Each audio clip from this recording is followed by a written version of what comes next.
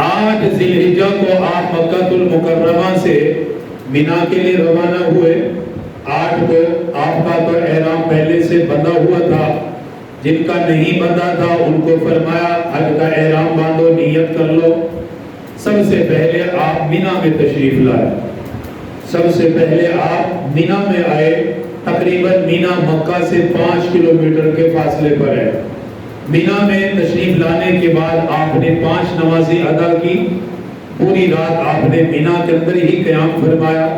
ظہر کی نماز، عصر، مغرب، عشاء، فجر، 5 نمازیں آپ نے مینا کے اندر ہی ادا فرمائی۔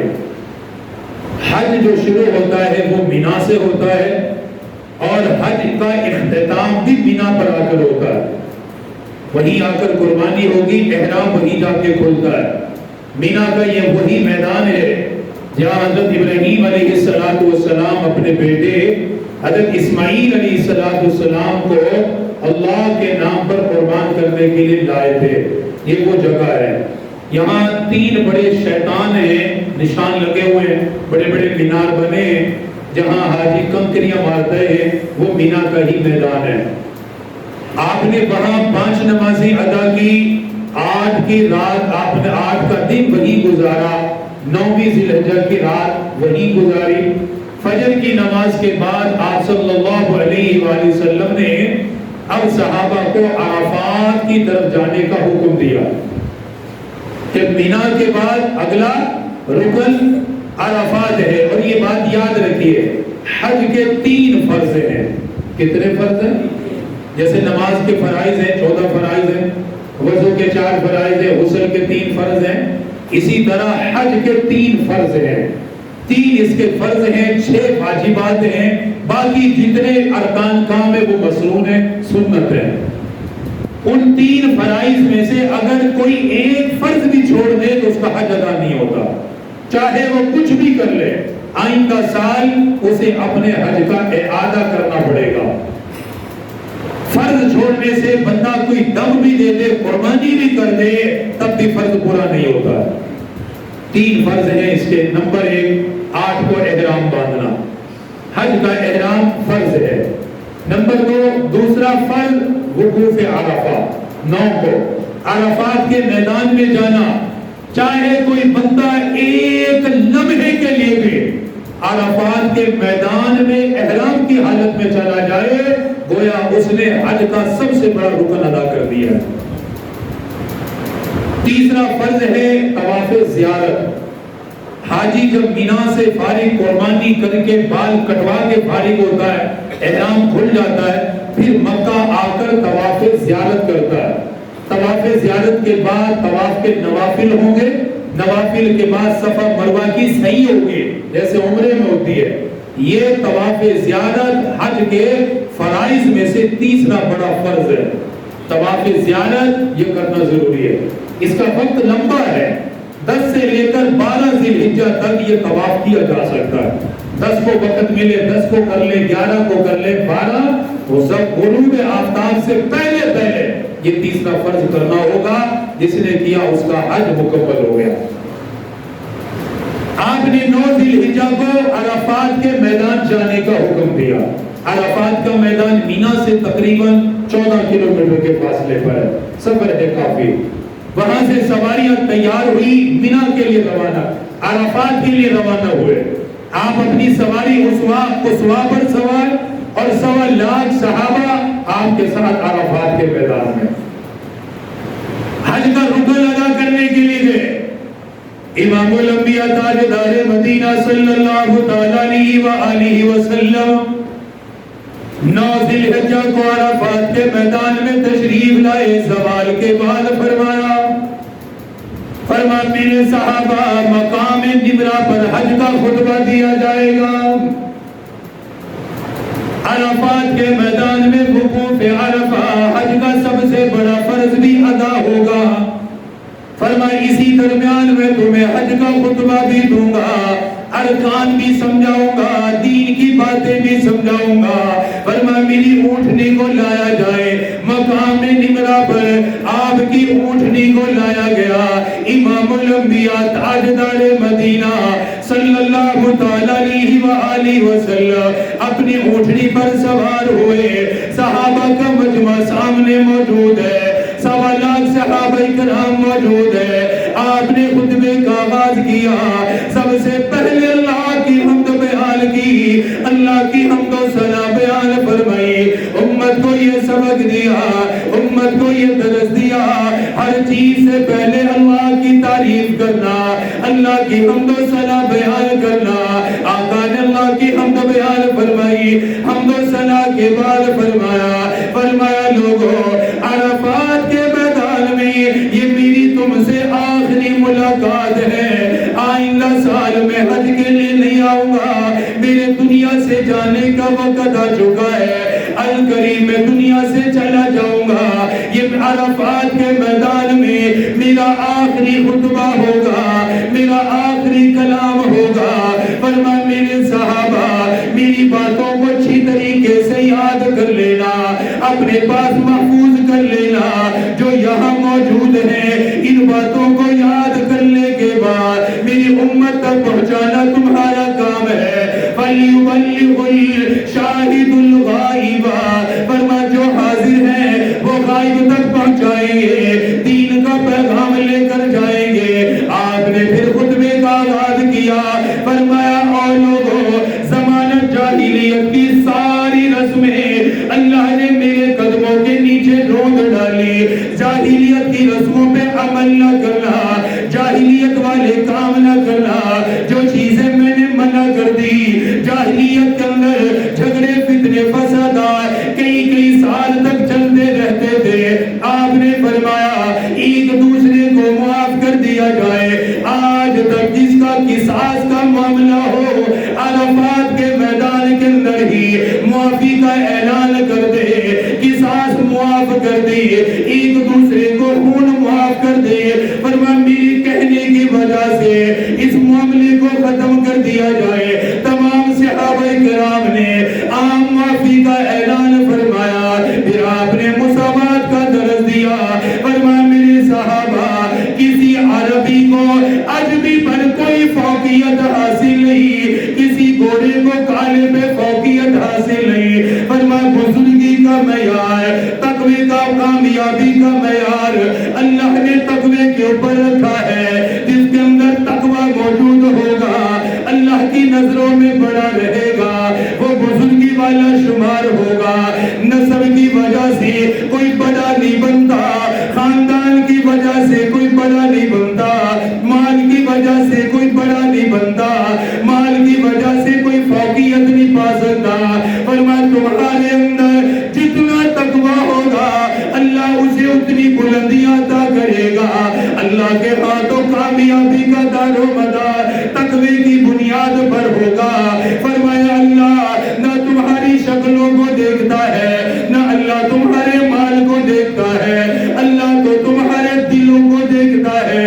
دل کے اندر کتنا تقوی موجود ہے, اللہ کا کتنا ڈر موجود ہے. فرمایا لوگوں اگر بزرگی چاہتے ہو, اگر کامیابی چاہتے ہو, اللہ کے ہاں عزت پانا چاہتے ہو, فرمایا تقوی کا راستہ اختیار کرنا. تقوی کے راستے پہ چلتے ہوئے تم کامیابی کی منزلوں پہ چلے جاؤ گے. مساوات کا درس دیا, آپس میں مل جل کے رہنے کا سبق دیا. دوسرے نمبر پہ فرمایا او لوگوں میں تمہیں اخوت کا سبق دوں گا. مسلمان کا بھائی ہے, ایک دوسرے کا خیال کرنا, ایک دوسرے کی ضرورت کا خیال کرنا, ایک دوسرے کی تکلیف کا خیال کرنا, ایک دوسرے کی پریشانی کا خیال کرنا, ایک دوسرے کی مدد کرتے رہنا, ایک دوسرے کی نصرت کرتے رہنا. فرمایا قرآن کریم میں بھی اللہ پاک نے تمہیں بھائی بھائی قرار دیا. قرآن میں بھی فرمایا انما المؤمنون اخوہ, اور مسلمانوں اللہ نے تم سب کو آپس میں بھائی بھائی بنایا. ایک مسلمان کا غم اپنا غم سمجھنا, اس کی پریشانی کو اپنی پریشانی سمجھنا. اگر کسی مسلمان کو تکلیف میں دیکھو, نکالنے کی کوشش کرنا, مدد کرنے کی کوشش کرنا, تعاون کرنے کی کوشش کرنا. ہلکا کرنے کی کوشش کرنا، تسلی کے الفاظ اسے کہہ دینا تاکہ اس کا بوجھ ہلکا ہو جائے، اس کا غم ہلکا ہو جائے۔ آپ نے اخوت کا سبق دیا، بھائی چارے کا سبق دیا، آپس میں پیار محبت کا سبق دیا۔ اس کے بعد فرمایا حسن سلوک کا خیال کرنا، اپنی ماں کے ساتھ بھی اچھا برتاؤ کرنا، اپنے باپ کے ساتھ بھی اچھا برتاؤ کرنا۔ سب سے زیادہ حسن سلوک کا حقدار تمہاری ماں ہے، سب سے بڑا تمہارے اوپر حق تمہاری ماں کا ہے۔ اپنی ماں کا خیال کرنا، ان کی ضروریات کا خیال کرنا، اپنے والد کا خیال کرنا، بوڑھے ماں باپ کا خیال کرنا، حسن سلوک کا سبق دیا۔ اسی درمیان فرمانے لگے، فرمایا اور لوگوں غلاموں کے بارے میں بھی اللہ سے ڈرتے رہنا، ماتحتوں کے بارے میں اللہ سے ڈرنا، وہ کمزور ہیں، اپنا حق کا مطالبہ نہیں کر سکیں گے، اپنی آرام کے بارے میں مطالبہ نہیں کر سکیں گے، تم سے بات نہیں کر سکیں گے۔ فرمایا غلاموں کا خیال رکھنا، انسان سمجھ کی جو تم کھاتے ہو انہیں بھی کھلانا، جو تم پیتے ہو انہیں بھی پلانا۔ فرمایا ان کے آرام کا خیال کرنا۔ قربان جو نبیوں کے نبی امام الانبیاء ہے، تاجدار مدینہ ہے، آخری حج ہے، میدان عرفات ہے، غلاموں کے حقوق کا خیال فرمایا، مزدوروں کے حق کو بیان فرمایا، ماتحتوں کا خیال رکھنے کے لیے کہا۔ فرمایا میرے صحابہ کبھی بھی ان کا حق نہ مارنا، ان کے متعلق اللہ تم سے سوال کرے گا، اللہ تم سے پوچھے گا تم نے انہیں کھلایا یا نہیں کھلایا، انہیں پلایا یا نہیں پلایا، ان کی ضرورت کا خیال کیا یا نہیں کیا۔ فرمایا غلاموں کا خیال کرتے رہنا۔ اس کے بعد آپ نے فرمایا اپنے نسب کی حفاظت کرنا، اپنی اولاد کو اپنے آبا و اجداد کی طرف منسوب کرنا، اپنے نسب کو خلط ملط نہ کرنا۔ اس کے بعد پھر ارشاد فرمایا اور لوگوں عرفات کے میدان میں میں اعلان کرتا ہوں آج کے بعد کوئی سودی کاروبار نہیں کرے گا، سودی لین دین نہیں کرے گا۔ آپ نے سود کی حرمت کو بیان فرمایا، سود کے نقصانات کو بیان فرمایا۔ فرمایا آج تک جس نے سود کا کاروبار کیا ہوگا، سودی معاملات کیے ہوگے، اللہ اسے معاف فرما دے گا، توبہ کرنے کی وجہ سے معاف کر دے گا۔ فرمایا آج کے بعد کوئی سود کا معاملہ نہ کرے، کوئی سودی کاروبار نہ کرے۔ یہ سود اس لیے حرام فرمایا تاکہ لوگ ایک دوسرے کی مدد بغیر لالچ کے کرتے رہے، قرضہ دینا پڑے، قرضے کے پیچھے کوئی مفاد نہ ہو، قرضہ دینے کے پیچھے کوئی لالچ نہ ہو۔ فرمایا قرضہ دو ہمدردی کے طور پہ دو، تعاون کرنے کے طور پہ دو، اپنے بھائی کی مدد کے طور پہ دو۔ فرمایا جس نے کسی مسلمان کو قرضہ دیا، جتنا قرضہ دیا، جتنے دن اس کے پاس وہ قرض رہے گا، اللہ ہر دن قرضہ دینے والے کو صدقے کے برابر اجر دے گا۔ قرض سود آپ نے کیوں حرام کیا؟ اس میں ایک کا نفع ہے ایک کا نقصان ہے سود میں۔ جس نے پیسہ دیا سود پہ اس کے تو بارے کے نہیں آ رہے، اصل رقم بھی محفوظ ہے، اصل پہ وہ سود بھی لے گا۔ پہلے جس کو قرضہ دیا وہ پہلے ہی پریشان ہے، قرضہ تو پریشانی میں ہی لیتا ہے نا بندہ، شوق سے تو کوئی بھی نہیں لیتا، مجبوری میں لیتا ہے، تنگ دستی میں لیتا ہے۔ ایک تو وہ فرمایا وہ پہلے ہی مجبور ہے، پہلے ہی تنگ دست ہے، پھر اس کے اوپر تم قرضے کا بوجھ تو آ ہی رہا ہے، اس پہ تم نے سود کا بوجھ بھی لاد دیا۔ یہ انسانیت کا تقاضا نہیں ہے، انسانیت کا تقاضا یہ ہے کہ اپنے بھائی کی مدد کرو قرض کی صورت میں، اور یہ تمہارا بے فائدہ نہیں ہوگا۔ یہ مت سمجھنا کہ تم نے رقم دی تو اتنے دن تمہاری رقم ضائع ہو گئی یا تمہیں فائدہ نہیں ملا۔ فرمایا جتنے دن تمہاری رقم جتنی مسلمان استعمال کرے گا، جتنے پیسے ہیں ہر پیسے کے بدلے اللہ صدقے کا ثواب عطا کرے گا۔ اور کیا نفع چاہیے تمہیں؟ آخرت کا وہ اللہ تو دے رہا ہے، وہ رب تمہیں نفع دے رہا ہے، تم اس کی مخلوق کو پریشان کر کے کیوں لینا چاہتے ہو؟ پھر سود لینے والا فرمایا اللہ اور اس کے رسول سے اعلان جنگ کرتا ہے، معاف کر دو سب سے پہلے۔ پھر یہ بات یاد رکھو، یہ چونکہ اہم معاملہ تھا، مکے میں سود بہت عام تھا، آپ نے فرمایا سب سے پہلے، توجہ کرو، سب سے پہلے فرمایا میں اپنے خاندان کا سود معاف کرتا ہوں۔ میں اپنے خاندان کا سود، آپ کے چاچا تھے حضرت عباس بن عبد المطلب، اسلام سے پہلے وہ مالدار تھے اور اتنا سود لوگوں میں چڑھا ہوا تھا کہ بہت بے شمار سود ان کے پاس، یہ سمجھے خزانے کے خزانے۔ عرفات کے میدان میں فرمایا سب سے پہلے اپنے چاچا کی طرف سے معافی کا اعلان میں کرتا ہوں، میرا چاچا کسی سے سود وصول نہیں کرے گا، انہوں نے جو قرضہ دیا ہے اصل قرضہ لے گا، اس کے اوپر جو سود مقرر ہوا تھا فرمایا میری طرف سے وہ معاف ہے۔ یہ ہوتی ہے تربیت، یہ ہوتا ہے اعلان، اپنے آپ کو اپنے خاندان کو پہلے رکھا ہے۔ فرمایا میرے چاچا عباس بن عبد المطلب، مجھے پتا ہے اس کا سود ہے بے شمار لوگوں پر، فرمایا میں عرفات کے میدان میں اپنے چاچا کی طرف سے معافی کا اعلان کرتا ہوں، تم بھی معاف کر دو، کوئی کسی سے سود نہ لے، عام معافی کا اعلان۔ فرمایا سود کی حرمت کا اعلان کر دو، آج کے بعد کوئی سود نہیں کھائے گا، سود لینا بھی حرام، سود دینا بھی حرام۔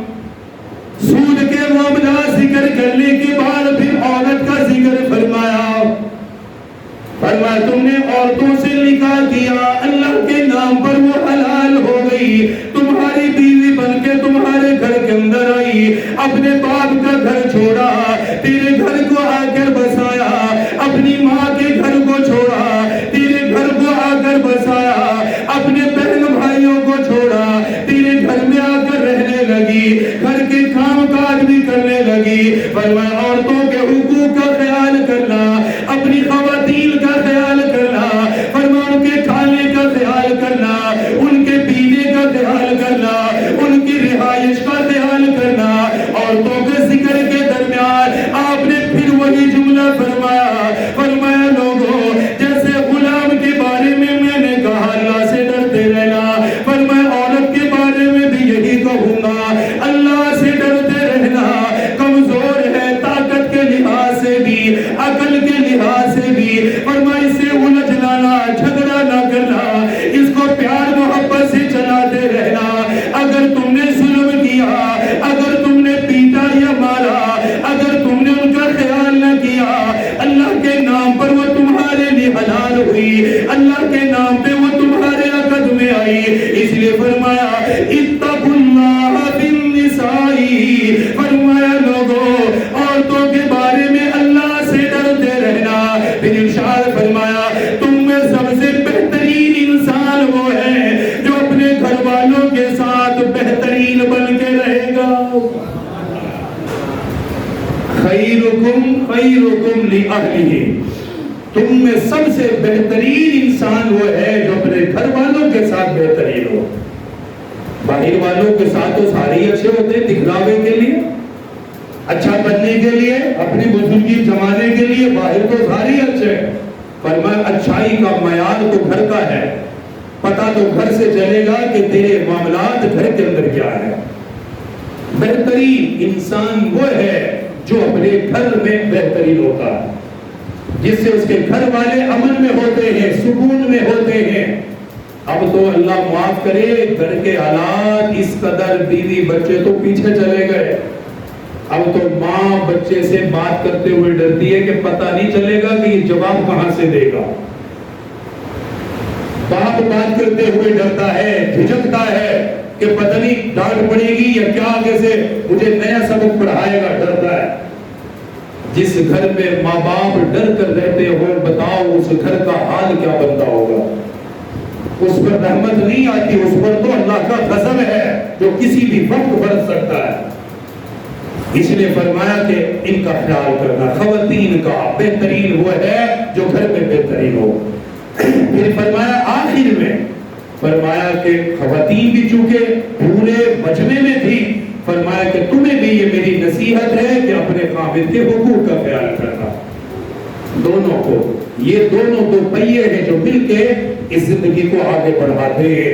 ये बात, ये खुतबे आपने इरशाद फरमाए, ये खुतबा इरशाद फरमाने के बाद आपने सहाबा को फरमाया, मेरे सहाबा अब जरा मुझे ये बताओ, 23 साल मेरा नबूवत का दौर है, इन 23 साल दौर में मैंने तुम्हें कुरान भी सिखाया, नमाज भी सिखाई, दीन के दीगर अरकान भी मैंने बताए, मैंने तुम्हें दीन दिया, दीन मैंने तुम्हें सिखाया। क़यामत के दिन अल्लाह ताला मेरे मुतालिक सवाल करेगा, मेरे मुतालिक अल्लाह पूछेगा, बताओ तुम क्या जवाब दोगे? मैंने दीन तुम तक पहुंचाया या नहीं पहुंचाया? अल्लाह की अमानत तुम्हें पहुंचाई या नहीं पहुंचाई? दीन तुम्हें सिखाया या नहीं सिखाया? अपनी जात के मुतालिक सवाल किया, अपनी जात के मुतालिक पूछा। फरमा मेरे सहाबा जरा बोल के बताओ। हज़रात सहाबा किराम एक मर्तबा नहीं, दो नहीं, 3 मर्तबा जवाब दिया। अर्ज करने लगे, आका आपने सिर्फ दीन नहीं पहुंचाया बल्कि दीन पहुंचाने का हक अदा कर दिया। आपने सिर्फ अल्लाह की अमानत नहीं पहुंचाई, पहुंचाने का हक अदा किया। हमें मालूम है ताइफ के अंदर पत्थर पड़े, हमने देखा। मक्के वालों ने कितना जुल्म किया, हमने देखा। पेड़ पे पत्थर बांधे, हमने देखा। फिर भी लोगों की भलाई के लिए, लोगों की कामयाबी के लिए मेहनत करते रहे, लोगों के दरवाजों पे जा जा के इस्लाम की दावत देते रहे, कलमे की दावत देते रहे, इस्लाम की तरफ लोगों को बुलाते रहे। तमाम सहाबा ने अर्ज किया था, हम अल्लाह के सामने ही अर्ज करेंगे, बल्कि दुनिया में हम गवाही देते हैं। आपने सिर्फ दीन नहीं पहुंचाया बल्कि दीन पहुंचाने का हक अदा कर दिया। आपने आसमान की तरफ देखा, ये शहादत वाली उंगली को बुलंद किया, पर अल्लाहुम्मा शहद, ऐ मेरे परवरदिगार तू गवाह रहना। मेरे सहाबा ने इकरार किया है, ये इस बात की गवाही दे रहे हैं, मैंने दीन पहुंचाने का हक अदा कर दिया, इस्लाम बताने का हक अदा कर दिया।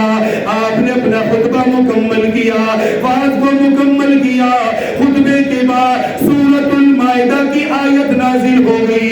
हज़रत जिब्राइल तशरीफ ले आए, फरमाने लगे, आका अल्लाह ने दीन को मुकम्मल कर दिया, शरीयत को मुकम्मल कर दिया, इस्लाम को मुकम्मल कर दिया। अल्लाह ने कुरान में फरमा दिया, अल-यौमा अकमलतु लकुम दीनकुम व अतममतु अलैकुम निअमती व रज़ीतु लकुमुल इस्लाम दीना। ऐन उसी वक्त आप कुस्वा ऊँटनी पर सवार है, खुतबा मुकम्मल किया था, इसी दरमियान ये आयत नाजिल हो गई। इस आयत में अल्लाह पाक ने फरमाया मेरे हबीब अपनी उम्मत को बशारत दे दो, मैंने उनके लिए उनका दीन मुकम्मल कर दिया। दीन कामिल हो गया है, दीन कामिल हो गया, दीन मुकम्मल हो चुका है, दीन अपनी तकमील को पहुंच चुका है। जितने भी दीन के अहकाम थे, जो मामलात थे, अल्लाह ने आपको दिए, आपने वो उम्मत तक पहुंचा दिए हैं। दीन की तकमील का ऐलान हो गया। बस इसके साथ आप मेरी तरफ तवज्जो करें, मैं जल्दी जल्दी कुछ बातें अर्ज करके खत्म करता हूँ। ये बात आपने फरमाई, मैंने पिछले जुमे एक बात कही थी, शायद आपने तवज्जो नहीं दी। मैंने कहा था कि अरफात के मैदान का जो खुतबा है हर मुसलमान के पास महफूज होना चाहिए, लिखना चाहिए आप हजरात को। उसकी वजह खुतबा खत्म हुआ, आयत उतर गई, आप सवारी से नीचे तशरीफ लाए। यमन से एक सहाबी तशरीफ लाए थे, हज़रत अबी शाह रज़ियल्लाहु ताला बारगाह रिसालत में आ गए, अर्ज करने लगे, आका आपका खुतबा इतना पसंद आया कि मेरा दिल रोशन हो गया। मैं यहाँ से यमन जाऊंगा, जो लोग नए मुसलमान होंगे, जो नए कलमा पढ़ेंगे, आका मैं चाहता हूँ आप अपना ये खुतबा मुझे लिखवा दें, वहां जाकर पढ़कर सुनाना मेरा काम है।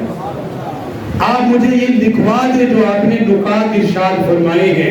आपने उसी वक्त कातिल को बुलाया, بلا کر فرمایا ابھی شاہ کو میرا پورا خطبہ لکھ کر دو تاکہ یہ یمن کے لوگوں کو جا کے میرا خطبہ سنائے. اس لیے میں نے کہا تھا پچھلے جمعے کہ خطبہ محفوظ ہونا چاہیے, لکھا ہونا چاہیے. کہ صحابی کی محبت اور آقا نے پسند کیا اس عمل کو کہ خود لکھوا کر اس کے حوالے فرمایا. وہیں پر اسی خطبے کے درمیان عصر کا وقت ظہر کا گزر چکا تھا, کافی عصر کا وقت داخل ہو چکا تھا, داخل ہونے کے قریب تھا. صحابہ نے عرض کیا آقا ظہر کا وقت تقریباً گزر گیا ہے, خطبے کے درمیان تو کیا حکم ہے؟ آپ نے حضرت بلال کو فرمایا بلال اذان پڑھو, عرفات کے میدان میں اذان پڑھو. کیا اس مقدر ہے اس صحابی کا, مار تو کھائی ہے لیکن جو ملا ہے, جہاں بھی اللہ کے نبی کے ساتھ ہوتے تھے اللہ کے نبی اذان حضرت بلال سے پڑھواتے تھے. فرمایا بلال اذان پڑھ. اذان پڑھی, عرفات کے پہاڑ پہ کھڑے ہیں اذان پڑھ رہے. اذان مکمل ہوئی, آپ نے فرمایا ظہر کی نماز کی نیت باندھو. سنتیں ہوئی, ظہر کی نماز پڑھائی آپ نے. ظہر کی نماز کے فوراً بعد تھوڑے سے وقفے کے بعد اسی عرفات کے میدان میں دوبارہ تکبیر ہوئی اور عصر کی نماز ادا فرمائی. عرفات کے میدان میں ظہر اور عصر کی نماز اسی لیے اکٹھی پڑھی جاتی ہے. اسلام ہے, ہم اپنی مرضی سے نہیں کر سکتے. اللہ کے نبی نے جہاں جمع کی ہم جمع کرتے ہیں, جہاں الگ, یہی تو اسلام ہے نا, ہمارا نہیں ہے, ہماری مرضی نہیں, مرضی ہے اللہ کے رسول کی. دو نماز اکٹھی پڑھائی, پڑھ لی. پھر اس کے بعد آپ وہیں رہے. عصر کے بعد سورج غروب ہو گیا. صحابہ نے کہا آقا مغرب کی نماز یہی پڑھیں گے؟ فرمایا نہیں, اب تیاری کرو, اب یہاں سے ہم مزدلفہ جائیں گے. یہاں سے کہاں جائیں گے؟ مزدلفہ کی طرف جائیں گے. مزدلفہ جائیں گے, تقریباً 9-10 کلومیٹر کا سفر ہے. فرمایا مزدلفہ میں جا کر وہیں پر مغرب اور عشاء کی نماز ادا کریں گے. وہاں تشریف لائے, مزدلفہ میں آئے, عشاء کا وقت داخل ہو گیا تھا, مغرب کا گزر گیا تھا. ایک ہی اذان ہوئی, اقامت ہوئی, مغرب کی نماز پڑھائی. اتنے مقدروں والے ہیں وہ صحابہ, اذان حضرت بلال پڑھ رہے ہیں, نماز نبیوں کے نبی پڑھا رہے ہیں, تاجدار مدینہ پڑھا رہے ہیں, اور ایام بھی حج کے ہیں, اتنی مبارک جگہ ہیں. فرمایا نیت باندھو, یہ مغرب کی نماز اس جگہ پر ہوگی.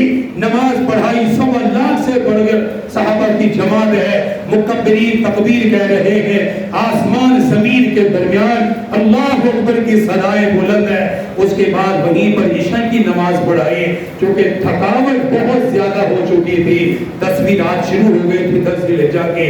آپ نے عشاء کے بعد کچھ تھوڑے سے مسائل ضروری جن لوگوں نے پوچھے بتائے. اس کے بعد آپ اپنی آرام گاہ میں تشریف لائے. پھر فجر کی نماز تک آپ نے آرام فرمایا, پوری رات آپ نے آرام. اس دن آپ تہجد کے لیے بیدار نہیں ہوئے. حالانکہ عام دنوں میں تہجد کی نماز آپ ضرور پڑھتے تھے, لیکن اس 10 ذی الحجہ کی رات کو آپ تہجد کے لیے بیدار نہیں ہوئے. فجر کی نماز کے لیے بیدار ہوئے, سنتیں پڑھی, اذان ہوئی, فجر کی نماز آپ نے وہیں مزدلفہ میں ادا فرمائی. 10 کو جب سورج نکل گیا, اب آپ نے فرمایا تیاری کرو, اب ہم مینا جائیں گے. کہاں جائیں گے؟ یہیں سے شروع ہوا تھا, وہیں پر آئے. فرمایا مینا جائیں گے.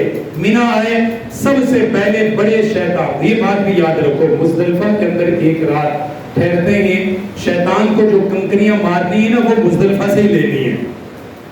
یار سن لو, توجہ کر لو, یاد کر لو, کیا پتہ اللہ اگلے سال ہی بلا لے. جتنی محبت ہوگی تو بلاوا اسی طرح آتا ہے. جب دل میں طلب ہوتی ہے تو بلاوے میں دیر نہیں ہوتی ہے. انسان کی چاہت ہو, اللہ کی طرف سے قبولیت ہو جاتی ہے. مزدلفہ میں کنکریاں جمع کی, کم از کم 49, ایک کم 50 کنکریاں, ایک کم 50. وہاں چھوٹی چھوٹی مل جاتی ہیں. بڑے بڑے پتھر نہیں لینے کے, شیطان پہ غصہ ہے, بڑے بڑے پتھر ماروں گا جا کر نہیں, درمیانے سائز کی 49 کنکریاں لے کر کسی کپڑے میں باندھ کے اپنے جگہ پہ محفوظ کر لو. کیونکہ مینا میں کنکریاں آسانی سے نہیں ملتی, وہاں بہت بڑی ہے, مل جاتی 49 کنکریاں. پہلی دن 10 تاریخ کو آپ نے 7 کنکریاں بڑے شیطان کو ماری, اور کیا پڑھتے رہے 7 تکبیر, اللہ اکبر, اللہ اکبر, لا الہ الا اللہ واللہ اکبر وللہ الحمد۔ یہ تکبیرات پڑھی، 7 کنکریاں بڑے شیطان کو ماری، مارنے کے بعد آقا دوبارہ جہاں آپ کے یہاں خیمہ لگا، کیونکہ یہاں 3 دن ٹھہرنا ہے، یہاں خیمہ لگا ہوگا، آپ وہاں مینا میں تشریف لے آئے۔ اب آپ نے فرمایا کہ میرے قربانی والے اونٹ لے آؤ۔ کیا کرو؟ کیونکہ 10 ذی الحجہ ہے نا، عید کا دن، حاجی عید کی نماز نہیں پڑھتا، یہ بات ہے، حاجی عید کی نماز اس کے لیے یہ حج ہی سب کچھ ہے، مسافر بھی ہوتا ہے، مسافر کے لیے تو ویسے ہی معاف ہے یہ۔ فرمایا میرے قربانی کے جانور لے آؤ، اونٹ لاؤ، اور پتہ کتنے اونٹ تھے؟ مینا کے میدان میں پیارے آقا کی طرف سے 100 اونٹ لائے گئے، 1 2 نہیں، 100 اونٹ عرفات کے میدان میں۔ فرمایا لے کر آؤ، 100 اونٹ آئے، 100 میں سے 63 اونٹ پیارے آقا نے خود ذبح کیے، 100 میں سے 63 خود ذبح کیے۔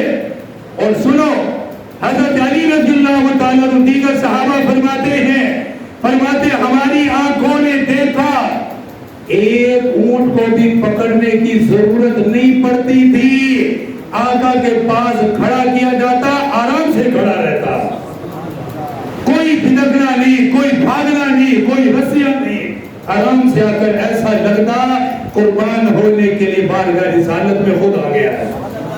63 اونٹ اپنے ہاتھ سے ذبح کیے، کیونکہ عمر مبارک بھی کتنے؟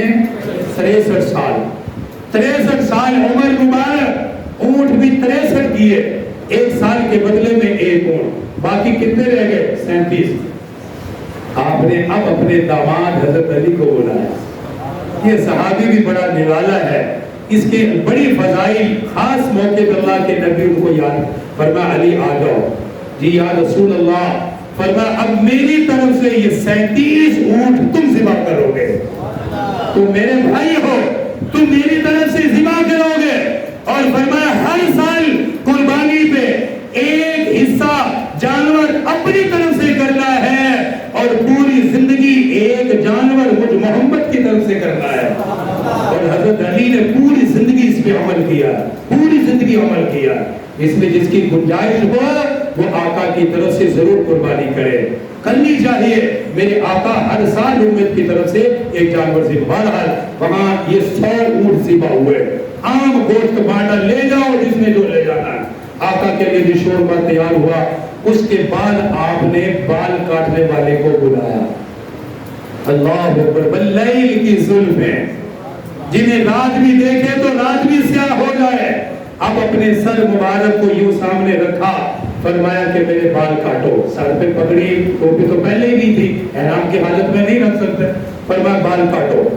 بال کاٹنے والے حجام کو بلایا گیا، کیا نصیب ہے اس کا جس کے ہاتھوں میں نبیوں کے نبی امام الانبیاء کے بال آئے۔ جب بال کٹے تو 1.25 لاکھ صحابہ، آپ نے فرمایا جو جو میرے بال محفوظ کرنا چاہتا ہے میرے پاس آ جائے۔ بال کٹتے گئے، صحابہ میں تقسیم ہوتے گئے، کسی کو 1 ملا، کسی کو 2 ملے۔ آج بھی آقا کے بال مبارک محفوظ ہیں، اور یہ بات یاد رکھو، آقا کے جو بال مبارک ہیں ان کے اندر حیات ہے، ان کے اندر کیا ہے؟ حیات ہے، زندگی ہے۔ ہمارے بال کٹ گئے تو گن سڑ گئے، قتل نہ، آقا کے بال میں حیات ہے۔ آج بھی جن کے پاس بال مبارک ہے وہ کہتے ہیں ہر سال بال بڑا ہوتا ہے، کاٹ کر ہم لوگوں میں تقسیم کرتے ہیں۔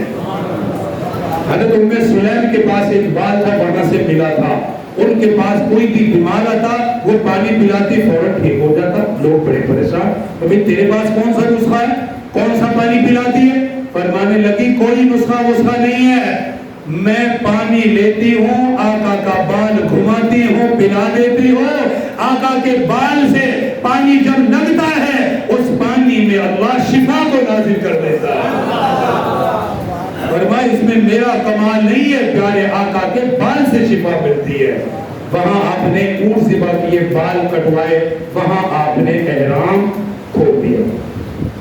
قربانی کے بعد پھر مکہ ہے، وہاں آ کر آپ نے پھر طواف زیارت کیا جو میں نے بتایا فرض ہے، اس کے بعد نفل پڑھے، پھر آپ نے حج کی سعی کی، صفا مروہ کی 7 چکر لگائے، اس کے بعد آقا پھر مینا آ گئے، 12 تاریخ تک کہاں رہے؟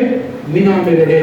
12 تاریخ کو غروب کے بعد پھر آپ وادی بطحاء میں آئے، وہاں ظہر عصر مغرب عشاء 4 نمازیں پڑھی، 4 نمازیں پڑھنے کے بعد پھر مکہ آئے، وہاں آ کر زندگی کا آخری طواف کیا، طواف وداع، اسی لیے اس کو کہتے ہیں الوداعی طواف، طواف وداع، آئے آخری طواف زندگی کا وہاں کیا۔ طواف کرنے کے بعد مکہ والوں کو الوداع کہہ کر فوراً مدینہ کے لیے روانہ ہو گئے۔